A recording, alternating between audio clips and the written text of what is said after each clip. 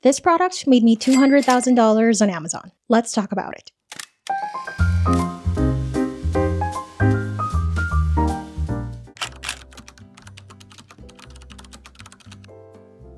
Okay, let's talk about how the heck I discovered Amazon FBA. This was back when I was still working at the bank, doing wedding photography on the side. I was always so drained because I'd work 8 hours a day, 5 days a week at the bank, and then on my days off, I'd be shooting 10 to 12-hour weddings. It was exhausting. And I kept telling myself, I can't keep doing this forever. So one day, I decided to look for ways to make money online. Basically, I was trying to find a way to earn a living without all the physical grind I was putting in at the bank and with wedding photography. And I specifically remember stumbling upon a YouTuber who was talking about all the ways he was making money online. One of them was Amazon FBA, and I think he said he was making around $10,000 a month from it. Naturally, I got curious, so I started researching what the heck Amazon FBA even is. To break it down in simple terms, Amazon FBA, or Fulfillment by Amazon, is where you send your products to Amazon's warehouse and they take care of the storage, packing, and shipping for you. Essentially, you sell stuff without having to handle the logistics, which is pretty cool, right? I have no idea what got into me, but despite not knowing much about it, I decided to give it a try. I just jumped in, completely clueless, but excited to figure it out along the way.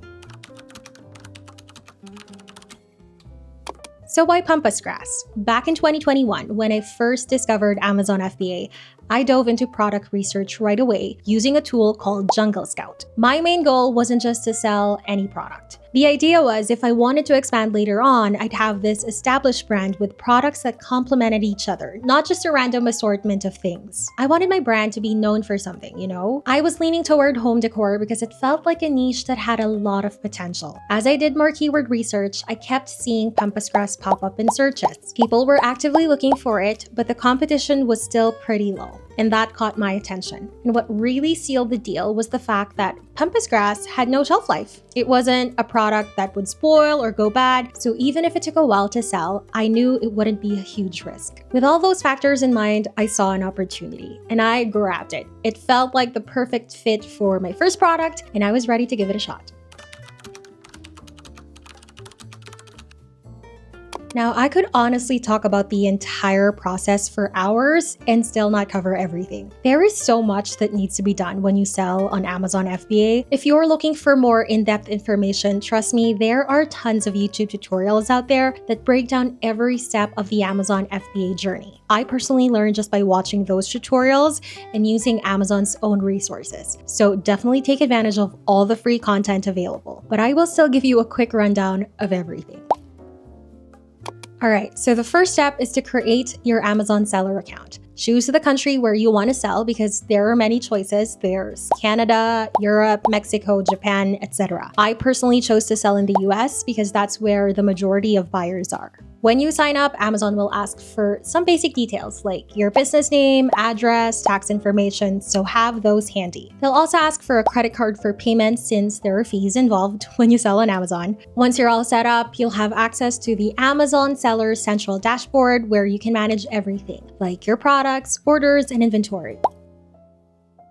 Next up, finding a supplier. Now, a lot of the advice you'll hear online is to find a supplier from China because it's generally cheaper, and I totally agree with that. But honestly, you can source your products from anywhere in the world. The reason China is so popular is that many suppliers there are already familiar with how Amazon FBA works. They're used to selling on Amazon themselves, so they know the drill. For my pampas grass, I used Alibaba to find my suppliers. Now, when you're looking for suppliers, there are a few important things to consider. MOQ, or minimum order quantity. This is the minimum number of units you'll need to order from the supplier. Some factories have MOQs of 1,000 units, which means you need to commit to buying 1,000 units right away. I'd recommend avoiding those, especially when you're just testing out a product. You don't want to be stuck with 1,000 units of something you're not sure will sell well. Next are samples. Always ask how much a sample costs. It's essential to test the product quality before making a big investment. You'll also want to ask if they offer any customization to the product or packaging. Can they print your logo?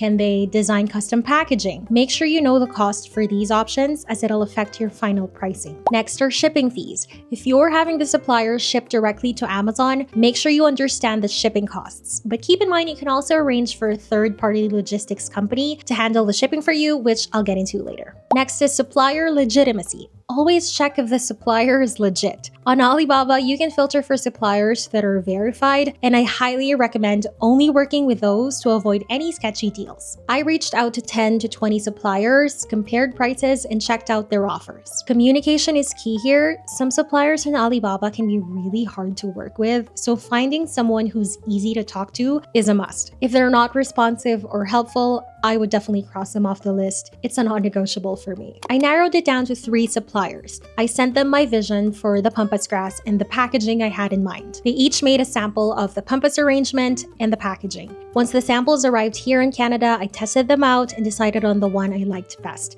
I placed my first bulk order of 200 units. Production time took about a month, so while I waited for that to finish, I moved on to working on other things.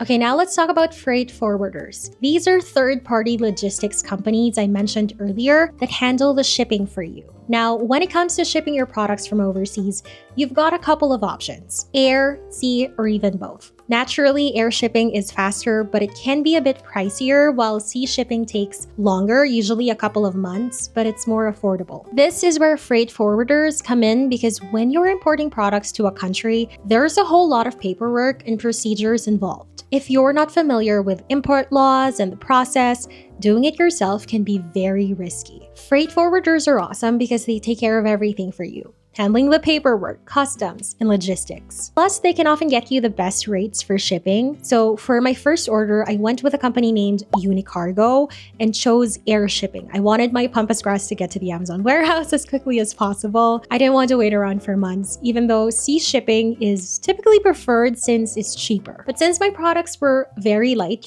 they're pampas grass, the extra cost of air shipping wasn't too bad. So for my larger shipments later on, I decided to go with sea shipping to save on costs, but honestly, it's up to you and your specific situation. That's just what worked best for me.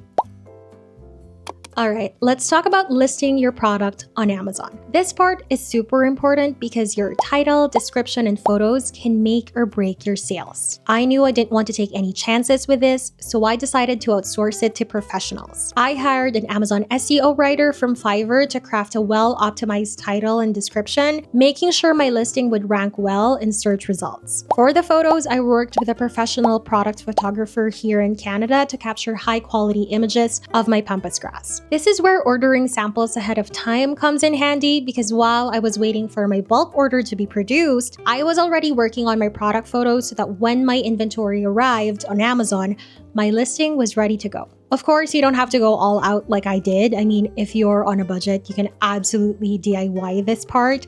Just make sure your product title is clear, your description is detailed, and your photos are high quality because these elements are what convince people to buy. Next up, Amazon ads. This is something you definitely want to include in your budget because when you're competing with tons of sellers, getting your product on the first few pages is what drives sales. And when you're just starting out, the fastest way to do that is through ads. Now, Amazon ads are a whole beast of their own. There's a lot that goes into running a successful campaign, from choosing the right keywords to optimizing your bids. This topic deserves an entire video because it's that in-depth. That's why I decided to outsource this part instead of figuring it all out myself. I hired an Amazon ad specialist from Fiverr to set up and manage my ad campaigns, and it was 100% worth it.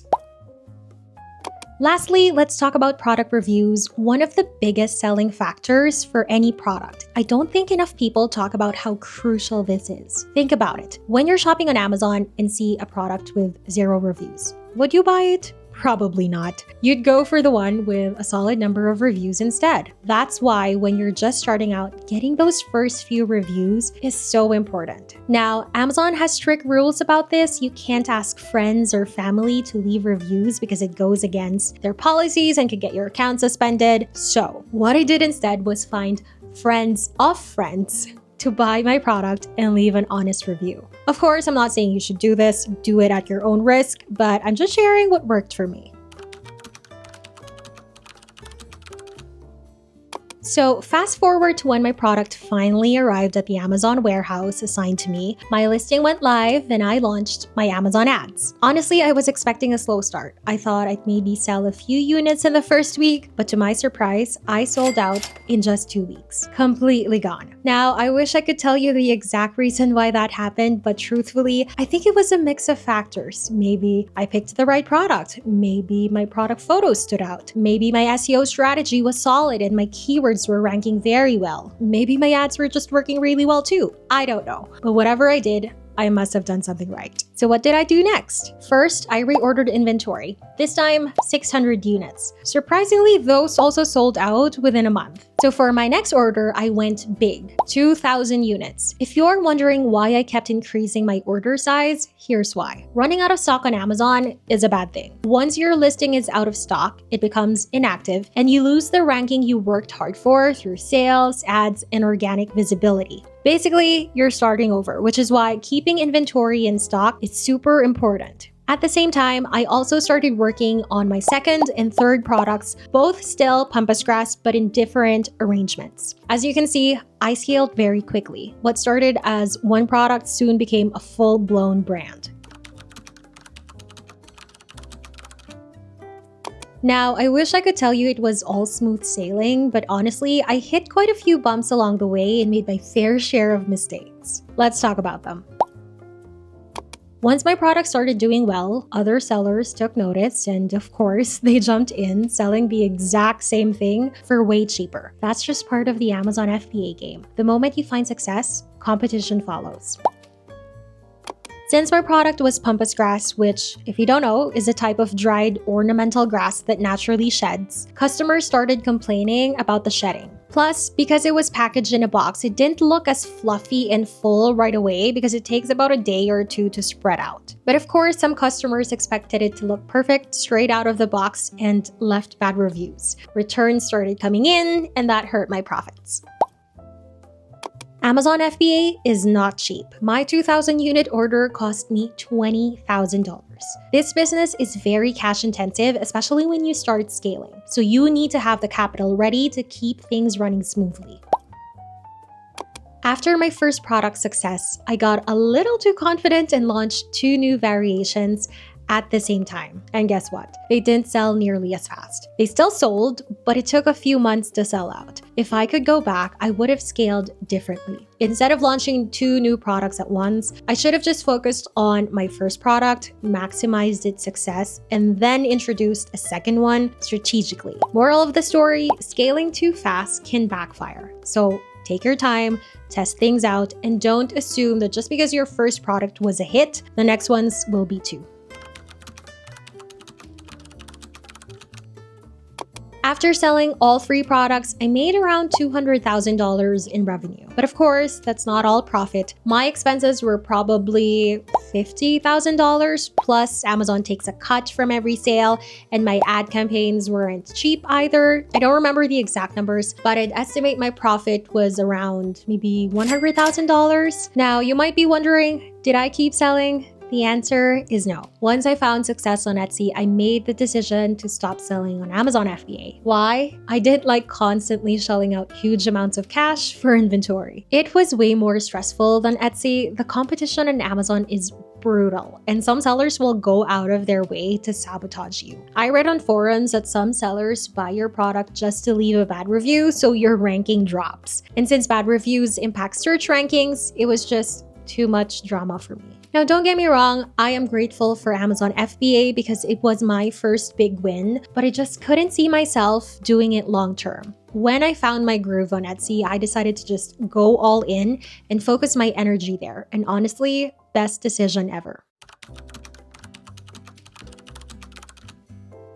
So would I still recommend selling on Amazon FBA? Well, yes and no. It really depends on the person. Let me explain. The earning potential is huge. If you find the right product and execute everything well, you can make a lot of money. I mean, I made around $200,000 in revenue, so it's definitely possible. It teaches you a lot about e-commerce. Amazon FBA was my first real taste of running a product-based business, and I learned so much about marketing, logistics, and business strategy. Amazon does the heavy lifting. You don't have to store, pack, or ship anything yourself. Amazon handles fulfillment and customer service, which is a major plus if you don't want to deal with shipping and products manually. This is not a business you can start with a few $100s. You need capital for inventory, ads, and fees, and the cash flow management can be very intense. If your product does well, others will copy it and undercut you. It's just how the platform works, and staying ahead of competitors